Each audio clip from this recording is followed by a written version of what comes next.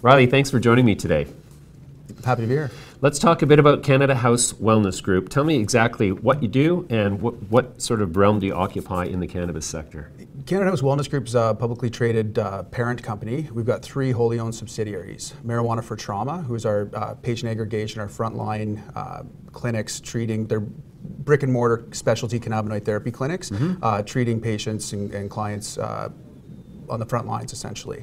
Canalysis Technologies is our technologies division, which is developing and has developed the cannabis patient management software that we use to manage our patient base, as well as collect data on the treatment protocols that our patients use.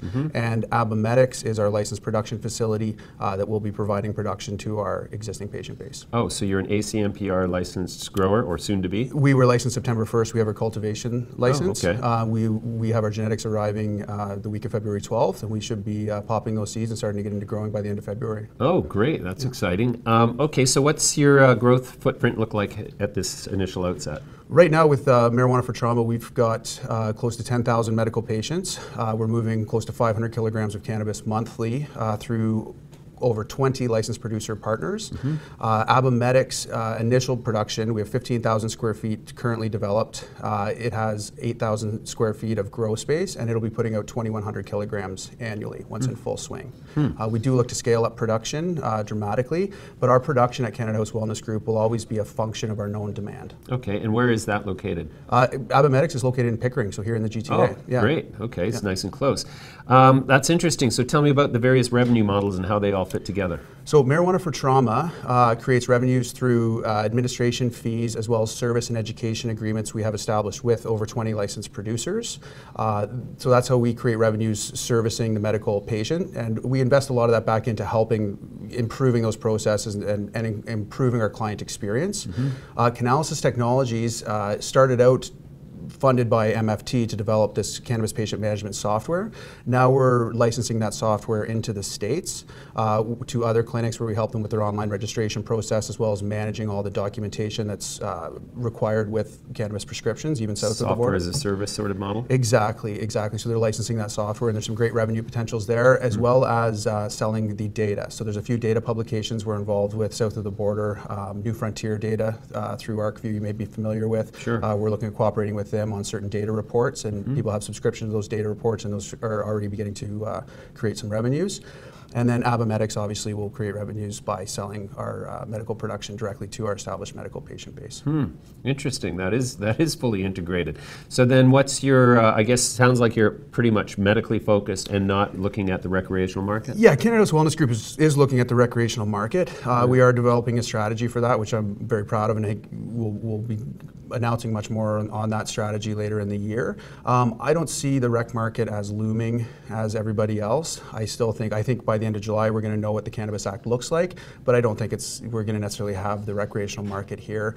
I also look at the amount of production that's ramping up, and you know, as a COO in the cannabis space, I don't see production as the #1 thing right now. I think we're going to eventually have an abundance of production. We also have to keep in mind that we're going through this whole process to regulate an existing market. That means an existing demand and existing production. So we can estimate how big the rec market is going to be from a demand perspective, but then we have to recognize that demand already exists through black market channels. Right. So I think we want to take a much more conservative approach to production, and we want, like I said earlier, we want our production to be a function of our known demand. So how do you acquire the patients? Do you have physical locations? That's right. We're one of the few specialty cannabinoid therapy clinics that have brick and mortar locations. So we see patients in our clinics as well as on the cloud, but mostly in our clinics. And what we're trying to do, and where we see a real issue, is when you talk to Health Canada, you listen to what our politicians are stating. Right now they're charging taxes on medical cannabis purchases. They don't know how to differentiate, how to validate a medical patient. And that's really what our processes do. We interact directly with treating physicians, with primary care physicians and networks, and then we use our own cannabinoid therapy educators, who are all licensed practical nurses or registered nurses at all of our locations, to intake that patient, screen them, check contraindications, provide them with a recommended treatment protocol, connect them with 2 or 3 licensed producers, and then kick that information back to their treating or referring physician. So we really validate that process, which in the future we believe will give the insurance companies the confidence that they require to provide insurance coverage for that patient, and allow the government to say, hey, we're comfortable not charging tax on this prescribed medication, just like every other medication, because you guys validate that medical patient. Wow. And I believe that a lot of the medical patients in the space right now are using the medical market in lieu of the recreational market. And I think that's what the government sees, and that's why they tax it, and that's why they have concerns. So if we're able to validate that medical patient, differentiate them, we can help them with the coverage. We can do a service to the community and to the government, to the regulators. You bet. At the same time, we collect the data and use that data to produce evidence-based strains and evidence-based treatment protocols, which will help us help patients. Sure. That's interesting. I think you're bang on. Where is the closest location to downtown Toronto?